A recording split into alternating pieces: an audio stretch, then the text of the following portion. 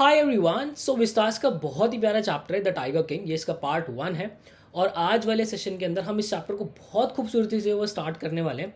आपके इस चैप्टर के डिटेल्ड नोट्स, आपके क्वेश्चंस का प्रॉपर पूरा इंतजाम जो है वो कर रखा है। आपको क्या करना है, एडू कैप्टन की एप्लीकेशन इंस्टॉल कर लेनी है, वहाँ पर फ्री कोर्स के अंदर चले जाना। फ्री कोर्स का मतलब है आपको एक भी रुपया पे नहीं करना है। आपके सारे नोट्स, आपके extract based questions, parallel based question, आपके 2 नंबर वाले क्वेश्चन, 5 नंबर वाले क्वेश्चन, हर एक चीज़ का चैप्टर वाइज प्रॉपर इंतजाम वहाँ पे करके रखा हुआ है। तो प्रॉपर डिटेल नोट्स और क्वेश्चंस के लिए एप्लीकेशन जरूर डाउनलोड कीजिएगा। बिना समय वेस्ट किए देखो, चैप्टर को मैं proper line by line explain करूंगा, एक एक लाइन को बहुत कायदे से समझेंगे। उससे पहले इस चैप्टर का थोड़ा सा बैकग्राउंड समझना बहुत ज़्यादा ज़रूरी है। इस चैप्टर के ऑथर के बारे में जानना बहुत ज़्यादा ज़रूरी है। उन्होंने किस टाइम फ्रेम में, किस काल के अंदर, किस टेंस के अंदर इस चैप्टर को लिखा है, उसको जानना बहुत ज़्यादा ज़रूरी है ताकि स्टोरी हमें बहुत अच्छे से क्लियर हो सके।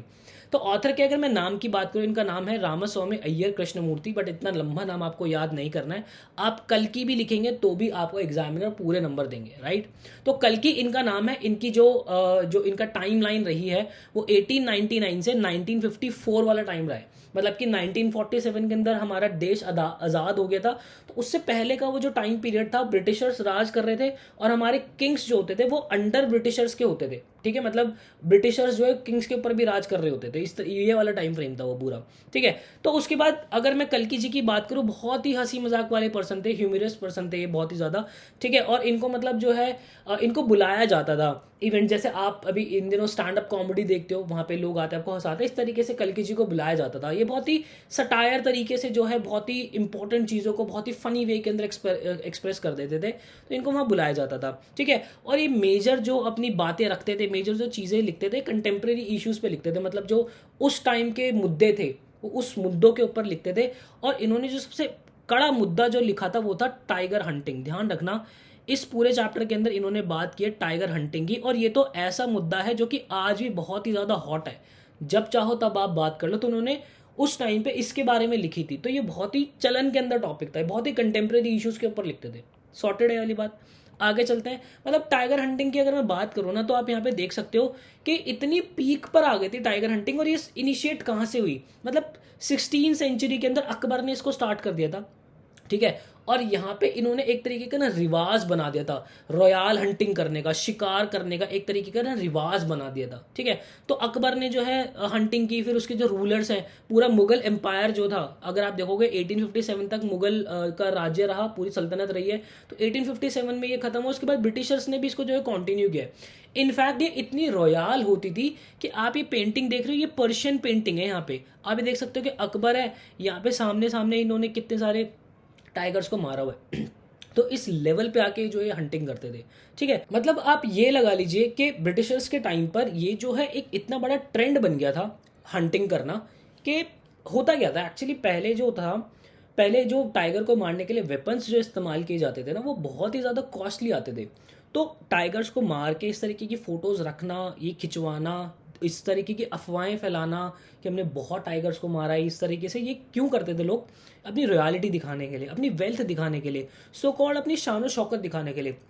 हालांकि उनकी शान शौकत के चक्कर में आज जो हमारे देश का जो नेशनल एनिमल है ना, उसकी बहुत ज़्यादा शॉर्टेज हो चुकी है।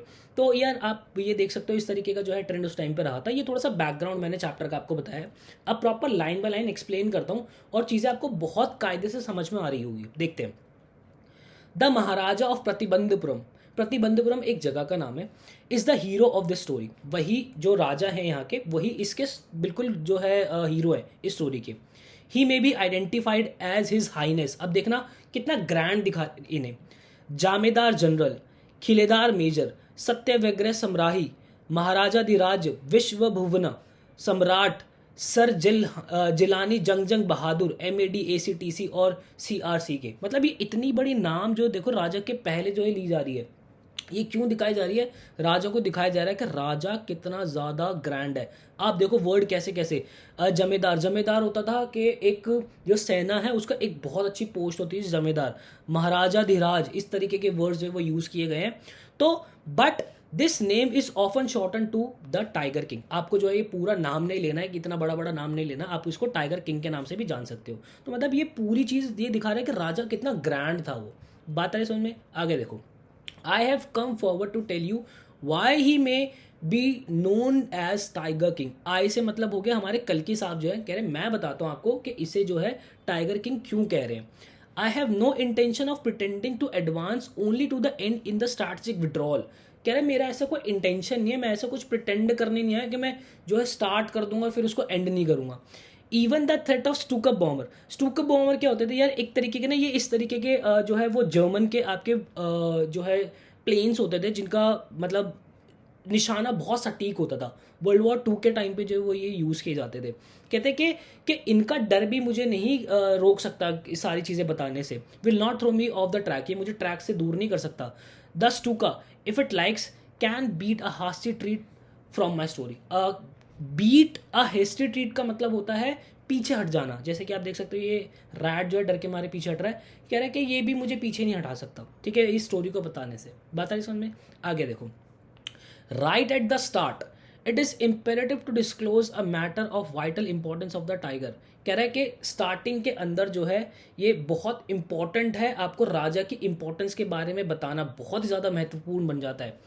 Everyone who reads him will experience the natural desire to meet a man of his indomitable courage face to face। वो कह रहा है कि जो भी बंदा राजा के बारे में सुनता है ना, हमेशा से उससे मिलने की इच्छा जो है प्रकट होती है। वो कह रहे हैं कि इतना इतना ज़रूरी है उसके बारे में बताना। ठीक है, but there is no chance of its fulfilment. But ऐसा नहीं हो सकता, ऐसा नहीं होता है कि उसकी इच्छा पूरी हो जाए। As Bharat said to Ram about Dashrath. अब यहाँ पे देखो इन्होंने क्या है, इस इवेंट को जो है, इस सिचुएशन को जो है रामायण के उस पार्ट से जो है रिलेट किया है जब भरत भगवान राम के पास आते हैं और उन्हें उनके पिताजी दशरथ के बारे में बताते हैं कि वो अब नहीं रहे हैं। तो देखो, the tiger king has reach the final abode of the living creatures. मतलब कि वो फाइनल स्टेज पे हैं। फाइनल स्टेज क्या होती है, मतलब कि नर्क या फिर स्वर्ग। इसका मतलब क्या है, in the other words the tiger king is dead. Tiger king मर चुका है। अब यहाँ पे देखो, यहाँ पे फिर इन्होंने इतनी ज़्यादा ये नाटकबाजी क्यों की है, क्रियोसिटी पैदा की है कि ये बताने के लिए कि भाई टाइगर किंग अब मर चुका है। ठीक है, हमें मोटी मोटी बात बस ये ध्यान रखनी है कि टाइगर किंग जो है मर चुका है। जब कल्कि जी ये बात हमें बता रहे उस टाइम समय पे टाइगर किंग जिंदा नहीं है। ठीक है, बट उसकी एक अलग ही अहमियत है, एक अलग ही इंपॉर्टेंस है जिसका जिक्र जो है वो कल्कि जी ने चैप्टर में किया है। उसको समझना है हमें। देखो, the manner of his death is a matter of extra ordinary interest. वो कह रहे हैं ये बहुत ही इंटरेस्टिंग चीज़ है, उसकी डेथ कैसे हुई है। It can be revealed only at the end of the tale. ये स्टोरी के एंड में ही बताया जा सकता है। कह रहे वो इतनी इंटरेस्टिंग चीज़ है कि इस राजा की डेथ कैसे हुई है इसको स्टोरी के एंड में ही बताना बहुत ज़्यादा सही रहेगा।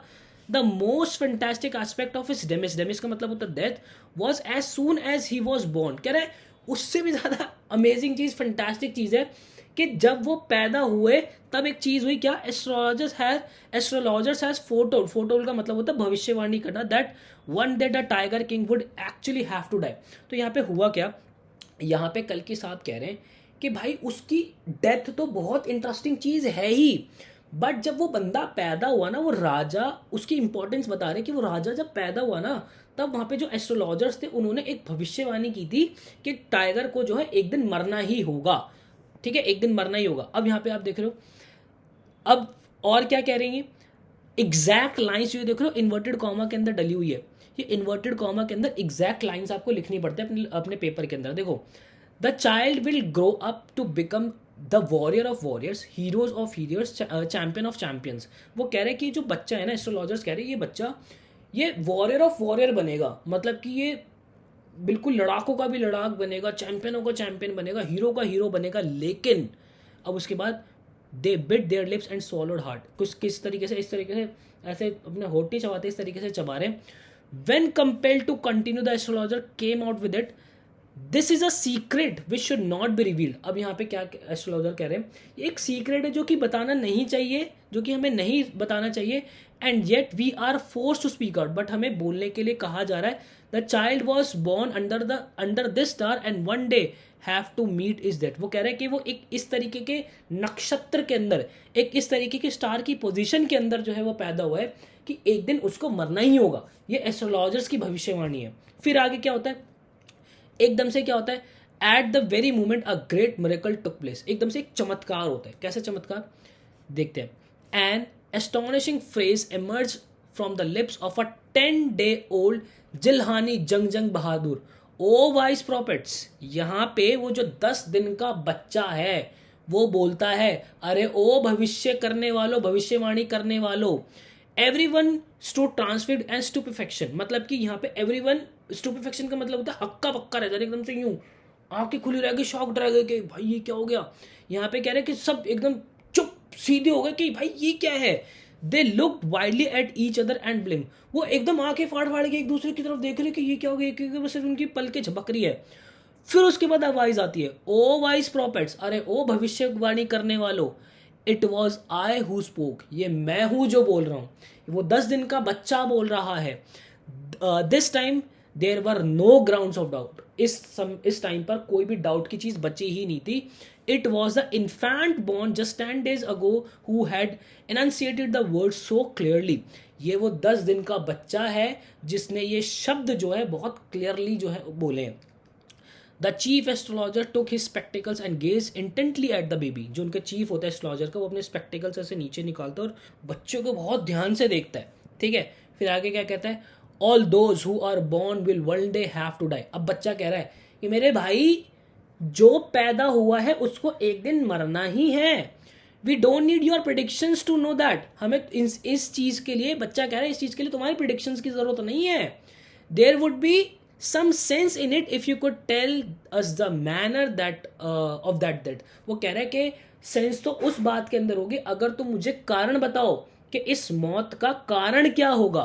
The royal infant uttered these word in his little squeaky voice. Squeaky छोटे बच्चे वाली आवाज थी वो इस लहजे के अंदर जो है अपनी स्क्वीकी वॉइस के अंदर जो है ये सारी चीजें बोलता है। ठीक है, अब आगे देखो यहाँ पे ये इनफाइनाइट का क्या मतलब हो के क्या है, देखो इंसान आता है, बूढ़ा होता है, मर जाता है, फिर ये पैदा होता है, मतलब कि ये तो लाइफ साइकिल चलती रहती है। तो वो यही तो बात कहता है, all those who are born will have to die one day. ठीक है, तो ये वाली बात हो गई। आगे देखो, the chief astrologer place his fingers on his nose and wonder. जो उनके चीफ होते हैं वो ऐसे नाक पे ऐसे उंगली रखते हैं और बड़ा ही अचंभे में जो है सोचते हैं। A baby barely 10 days old open it's lips in speech. कह रहे हैं कि भाई एक 10 दिन का बच्चा बोल रहा है। ठीक है, not only that he also raises intelligent question incredible. वो सोचता है कि भाई ना ही ये सिर्फ बोल रहा है, ये बहुत ही इंटेलिजेंट क्वेश्चन। एक बात बताओ, 10 दिन का बच्चा ये कह रहा है कि भाई जो पैदा हुआ है वो मरेगा ही, इसमें कोई सेंस नहीं है, तो ये बता कि मेरी मृत्यु होगी कैसे, इसके पीछे का रीजन बता। ये कितनी अमेजिंग बात हो। कहते हैं यार कितनी शानदार चीज है, इनक्रेडिबल बोलता है उस चीज बात को। कहता है rather like the bulletins issued by the war office. ओए होए होए, यहाँ पे कल्कि जी ने देखो वॉर ऑफिस का जिक्र किया है। वॉर ऑफिस का मतलब क्या हो गया, ब्रिटिशर्स के टाइम पे वॉर ऑफिस होते थे जहाँ से इन्फॉर्मेशन निकलते थे, बुलेटिन्स निकलते थे। अब उन बुलेटिन्स के अंदर क्या होता था, वो मारते 2 लोगों को थे, बताते 10 लोगों को थे, तो बहुत ही एग्जैजरेट करके चीज़ों को निकालते थे। तो कहता है कि भाई बिल्कुल उसी तरीके से हो गया ये तो, कि जो बुलेटिन्स हमारी वॉर ऑफिस से आती थी, ठीक है, जो फैक्ट्स जो होते थे उससे उससे अलग ही जो है वो बुलेटिन निकल के आते थे। The chief astrologer took his finger of his nose and fix his eyes upon the little Prince. वो अगेन अपनी जो नोज पे से अपनी उंगली हटाते हैं और अपनी आंखों को बच्चे के ऊपर गड़ा देते हैं। The prince was born in the hour of the bull. In the hour of the bull का मतलब हो गया कि उनकी जो राशि है वो टॉरस, मतलब कि वो जो होते हैं ना वृषभ राशि, इसके अंदर जो है वो पैदा हुए हैं।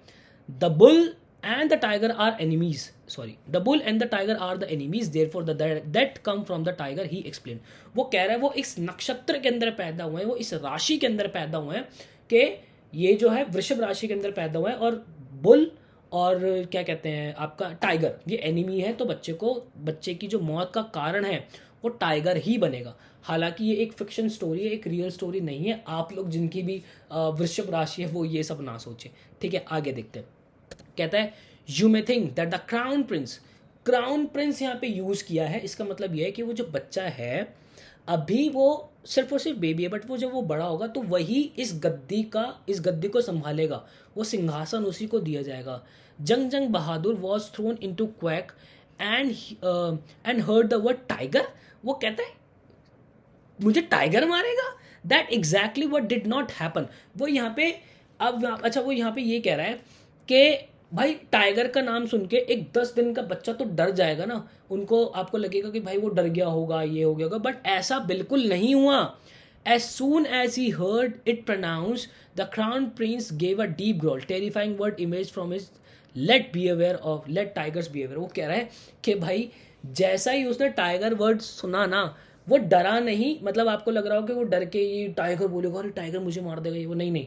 उसने बोला कि टाइगर को मुझसे बचा के रखना, ठीक है, टाइगर जो है मुझसे बच के रहे। This account is only a humour rife. Rife का मतलब आपका होता है एक तरीके से बहुत ही वाइड स्प्रेड हो जाना, राइफ इन प्रतिबंधपुरम, but with hindsight we may conclude it was based on some truth. वो कह रहा है कि ये बात जो है फिर आगे प्रतिबंधपुरम में बहुत वाइडली जो है स्प्रेड हो गई थी, और मतलब हिंड साइड का मतलब होता है सिचुएशन के बारे में डीप नॉलेज जो है वो रखना, ठीक है। तो अभी हमने जो है सिर्फ और सिर्फ इतना ही पढ़ा है। उसके बाद हम आगे जो है जानेंगे कि टाइगर ने कैसे जो है वो राजा को मारा, टाइगर ने मारा भी है नहीं मारा, जो भी सारी चीज़ें वो आगे हम पढ़ेंगे। बाकी आपका कोई भी डाउट होता है मुझसे इंस्टाग्राम पे कनेक्ट हो सकते हैं। बहुत जल्दी वर्बल एबिलिटी का CUET पॉइंट ऑफ व्यू से कोर्स जो है हम लॉन्च करने वाले हैं। अगर आप इस चैप्टर को बाद में देख रहे हो तो CUET का कोर्स हम लॉन्च कर चुके होंगे तब तक तो, और आप CUET के कोर्स का पार्ट बन सकते हो, जहाँ पे ऑल इंडिया रैंक 1 बहुत सारे 100% आइलर्स हमने निकाले हुए हैं। आई होप आपने चैप्टर को एंजॉय किया होगा। मिलता है किसी नेक्स्ट वीडियो के अंदर, मुझे दीजिएगा इजाज़त। Till then bye bye and take care.